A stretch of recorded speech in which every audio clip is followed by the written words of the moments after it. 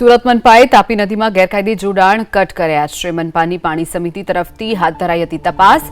Flood ગેટમાંથી ભર ઉનાળે તાપીમાં કેમિકલયુક્ત પાણી ઠાલવવાનો પર્દાફાશ થયો છે। તાપી નદીમાં પ્રદૂષણનું પાપ છોડનાર સામે કાર્યવાહીના આદેશ પણ અપાયા છે।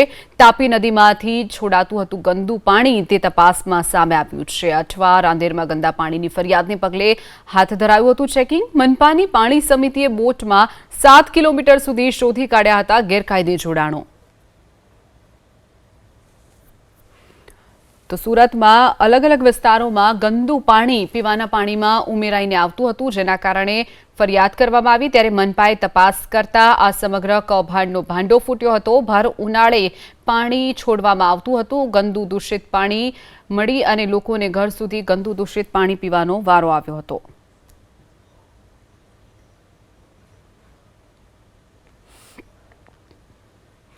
એબીપી અસ્મિતાના અહેવાલની જબરજસ્ત અસર જોવા મળી છે। અમદાવાદના નિકોલમાં ગટરિયા પૂર આખરે બંધ થયા છે। એબીપી અસ્મિતાના અહેવાલ બાદ પ્રશાસન સફાળું જાગ્યું। પ્રશાસને સમારકામ હાથ ધરતા 2 દિવસથી પાણી ભરાવાનું હવે બંધ થયું છે। નવી ડ્રેનેજ લાઇન નાખવાની પણ કામગીરી હાથ ધરાઈ છે। એએમસીના સ્ટેન્ડિંગ કમિટીના ચેરમેન દેવાંગ દાણીએ આપેલું વચન તેમણે પાળી બતાવ્યું છે। એબીપી અસ્મિતા પર 2 દિવસમાં સમસ્યાના સમાધાનની ખાતરી અપાઈ હતી। નિકોલના ગોપાલ ચોક આસપાસ 2 મહિનાથી ગટરિયા પૂરથી ત્રસ્ત રહીશો હતા, તેમને હવે ક્યાંક આંશિક રાહત મળી છે। તો નવી ડ્રેનેજ લાઇન નાખવાની કામગીરી પણ હાથ ધરાઈ છે। સ્ટેન્ડિંગ કમિટીના ચેરમેન દેવાંગ દાણીએ વચન આપ્યું હતું તે તેમણે પાળી બતાવ્યું છે।